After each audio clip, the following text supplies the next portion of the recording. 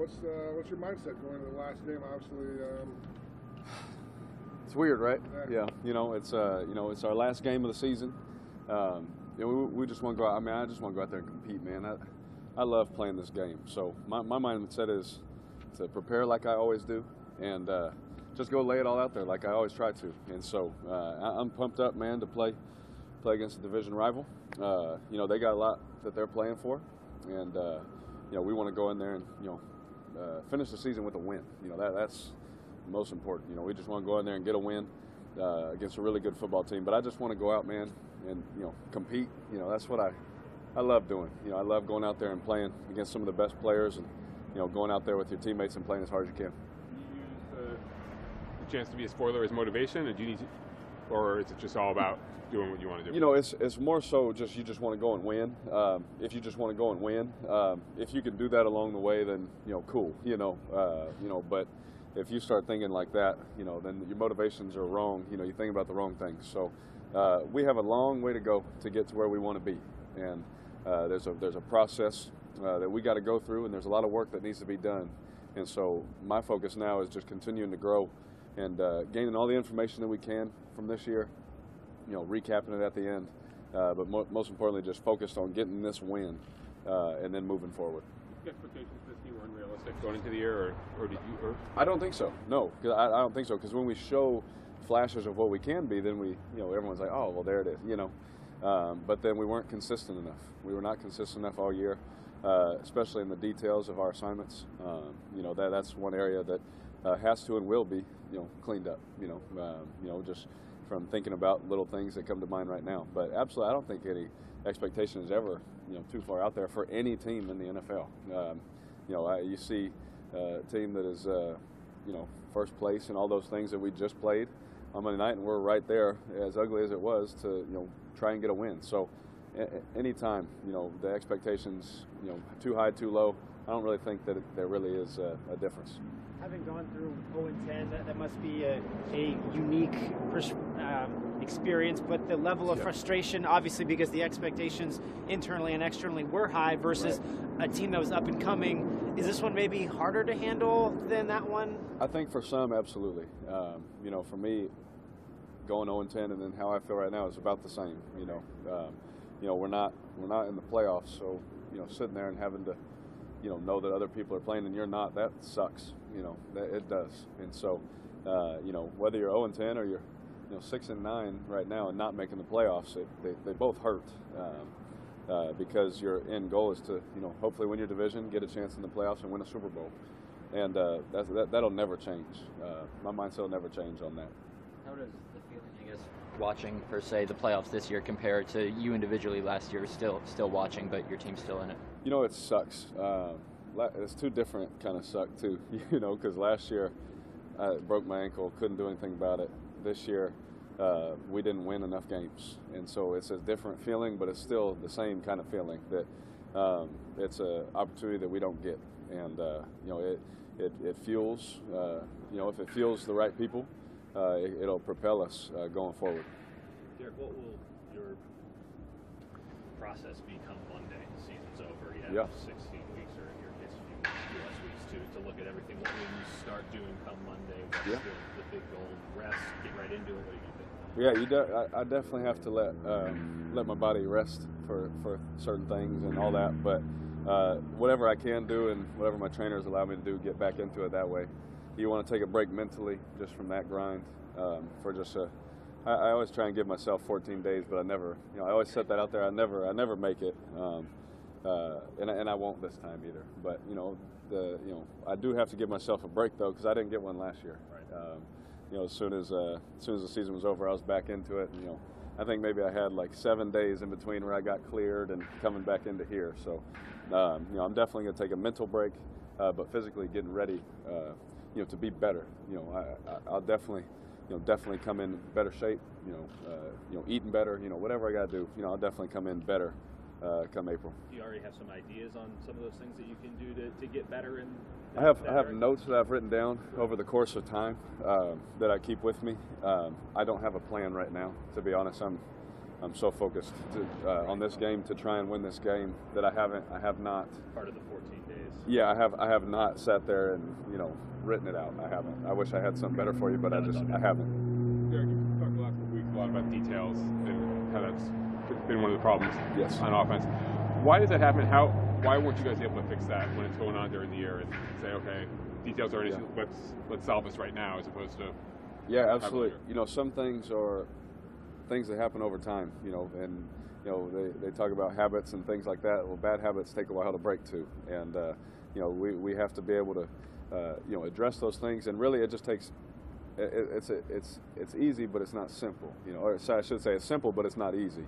You look in the mirror and say, I need to fix that. It takes every man in there, saying, this is what I need to fix and what I need to address.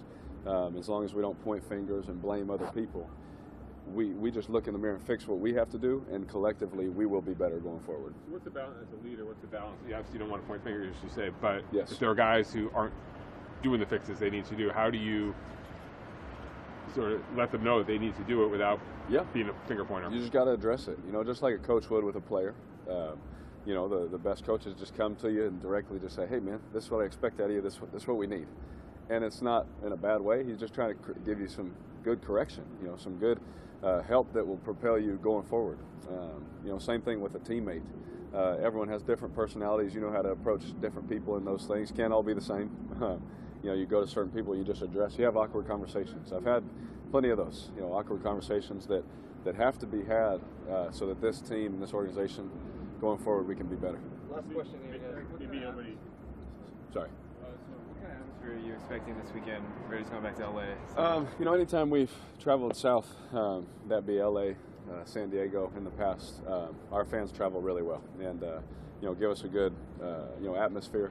About going in there and different cadences you can use. Obviously, you go into an away game thinking silent cadence and all those things, but just having experience. Sometimes we can go on our voice and things like that. It's just little things like that. But I expect our fans, as always, they're always loyal, that they'll be there in full force. All right, thank you guys.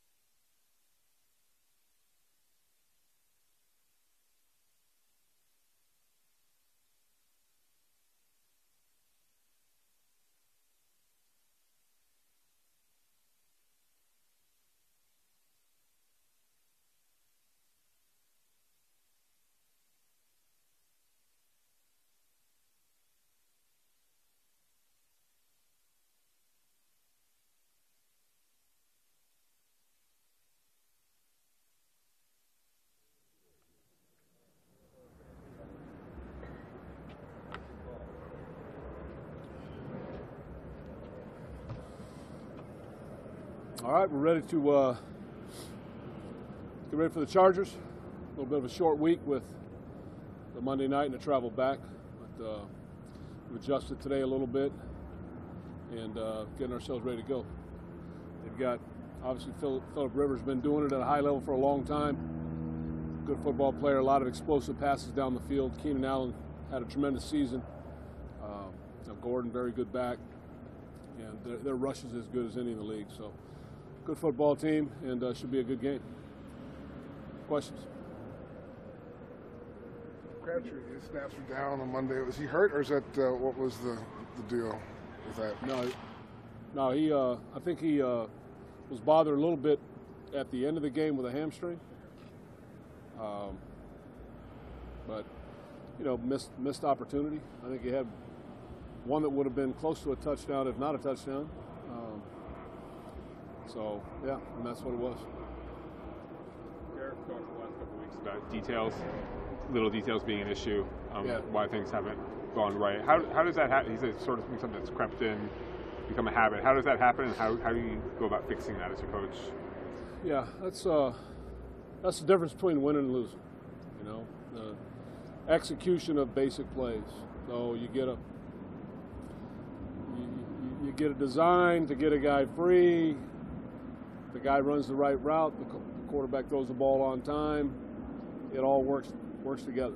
You know, and the line obviously has to give them time to get that done. So all those things happen, and then you have a successful play. And any one of those things can throw it off. And we've basically taken turns with how that is or what that is that's caused that. But the bottom line is execution. That's why when you ask me, you know, there's a lot of occasion to, like, what I feel is like you're trying to defend from blaming, because you don't want to blame. It's not really about blaming. It's about teaching and coaching. But to recognize that that's what it is. Guy ran a wrong route at a bad time. Guy, broke down in protection at a bad time. Quarterback maybe didn't see a guy come open that he could have. He was doing his normal progression that he's supposed to do. So things like that, they a little bit here, a little bit there, that adds up to inefficient play and performance. In light of some of those execution issues, what have you made of what Todd has been able to do in his first year as an offensive coordinator? Well, obviously a lot of things have gone in a negative direction. But I don't think, I do know the guy's super bright. He's going to be a real good coach in this league.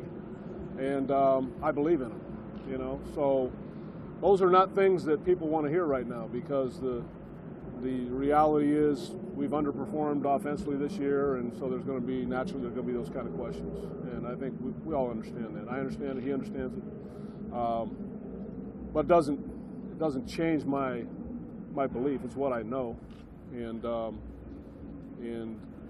but there have been a tough set of circumstances, and things have not gone real smooth, and not what we're looking for. But this is really about the Chargers. I'd really rather keep it on. We can get into season-ending talk when it's appropriate next week. I'd like to keep this about going out and finding a way to beat the Chargers.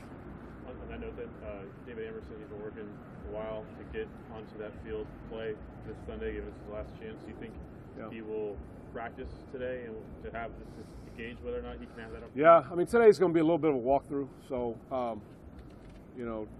today's not the important day, but tomorrow and Friday would be. So he's been close, gotten to where we thought he could, and then didn't quite make it. So, yeah, hopefully he'll be back. Reggie Nelson's best game of the year on Monday. I don't know if you thought that way, but what did you see out of Reggie? Yes. What did you see out of him on Monday, and why the difference? Why was he better on Monday? I don't know. He had the Christmas spirit. He was feeling he was feeling good. He was active. He had the one tip ball that he picked. He had his hands on a couple others. Came up and showed up in the run defense, and I thought he tackled aggressively in the game. So I thought it was one of his better performances this year. And we've been talking to him. I mean, these guys got now 36 interceptions. So it was like, come on, man, we got to get your 36th interception. And happy for him to get that done. He's a proud guy. He's worked hard. He cares a great deal. I was happy to see him play so well. What's the biggest difference you've seen? No interceptions to the first 10 games, and now 5 in the past 5, I think. Catching the ball, playing a little more aggressively, a little more confidence, I think. The guys feel good about the way they're preparing and competing on game days. You guys had a lot of success running the ball against a good rushing defense by kind of loading up with some heavier. I couldn't hear you. Oh, sorry. You guys had a lot of success running the ball against a good rushing defense by bringing in heavier personnel. How much of that was just dictated by the conditions, and how much of it was sort of like an attitude of, okay, we're going to come in here and actually run the ball on these guys? Yeah, I think there was an attitude set early in the week that we wanted to be physical. The two things that I talked about with the team is we were going to run it, we were going to be physical, and we needed to start fast in that building because they really have jumped on people there. So, looking back, those are two of the things that we said we had to do. The line did a nice job. They've been physical all year, and we played more, I would call, big boy ball on Monday night. you mentioned Rodney after the game again. Yeah. Was it another one of those scenes that shouldn't be overlooked in terms of his continued playing through what he's going through? Without a doubt.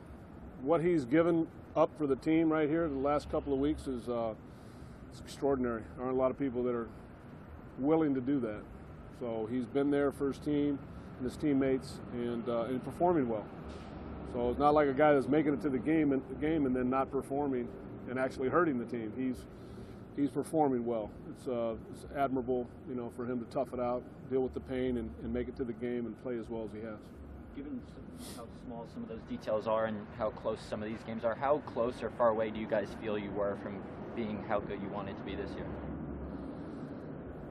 Yeah, that's a good question. I think the bottom line is I look at that game, I look at any game that we played this year, I didn't feel like it was overwhelmingly an impossible task for us.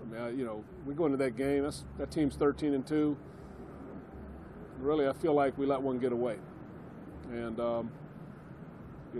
it's kind of been that way a little bit for us this year. It's been a tough year, but it's not a matter of anything of guys not wanting it, not working hard, not trying, any of those kinds of things. It's just crazy to even think that way. It's just basic execution is the difference between being happy and not.